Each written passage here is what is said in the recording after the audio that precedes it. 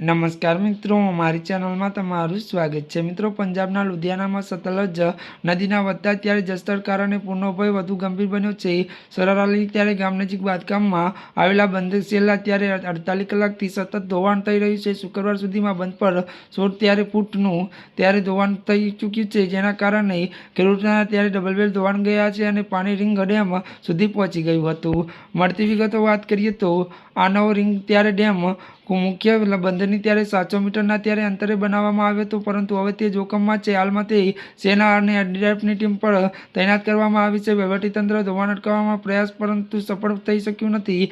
અધિકારીઓના મતે જો પાણી અહીંથી આગળ વધે તો લુધિયાણા 15 ગામોમાં પૂર આવી શકે છે।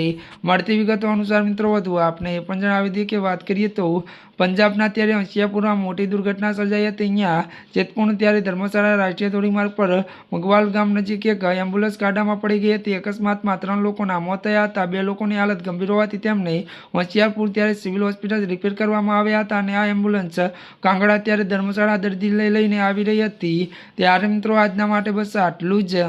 અમારી ચેનલમાં મિત્રો જો તમે નવા હોય તો અમારી ચેનલને મિત્રો તમે લાઇક, શેર અને સબસ્ક્રાઈબ કરી દેજો। ધન્યવાદ।